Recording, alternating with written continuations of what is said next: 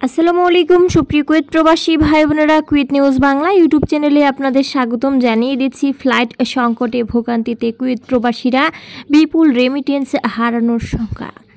26 April থেকে 11 জুলাই এই আড়াই মাসে কুয়েত ঢাকা কুয়েত রুটে বিমান বাংলাদেশ এয়ারলাইন্সের ফ্লাইট মাত্র 3টি।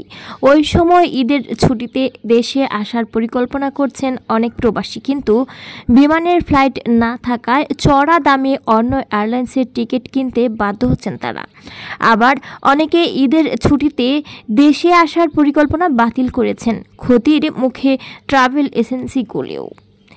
কুয়েত ঢাকা কুয়েত রুটে সরাসরি ফ্লাইট পরিচালনা করে বিমান বাংলাদেশ এয়ারলাইন্সে কুয়েত এয়ারওয়েজ ও জাজিরা এয়ারলাইন্স।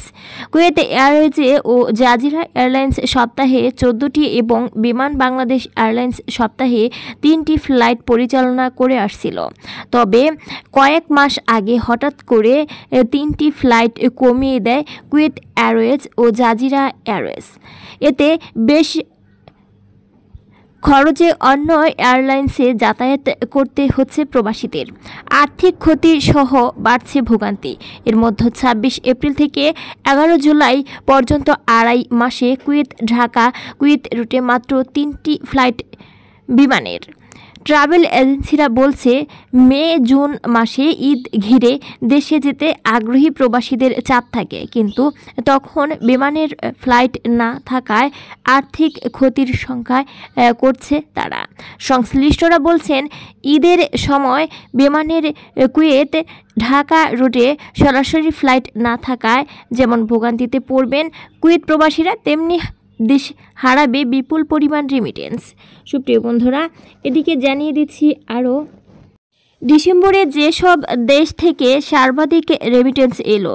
সদ্য বিদায়ী ডিসেম্বর মাসে দেশে এসেছে 263,87,80,000 মার্কিন ডলার রেমিটেন্স। এর মধ্যে সবচেয়ে বেশি রেমিটেন্স এসেছে যুক্তরাষ্ট্র থেকে। ছাড়া শীর্ষ 10 দেশের তালিকায় আরও রয়েছে সংযুক্ত আরব আমিরাত, যুক্তরাজ্য, সৌদি আরব সহ কয়েকটি দেশ। রোববার 12 জানুয়ারি বাংলাদেশ ব্যাংকের হালনাগাদ প্রতিবেদন থেকে এই তথ্য জানা গেছে। এতে বলা হয়, ডিসেম্বর যুক্তরাষ্ট্রের প্রবাসীরা দেশে সবচেয়ে বেশি রেমিটেন্স পাঠিয়েছেন।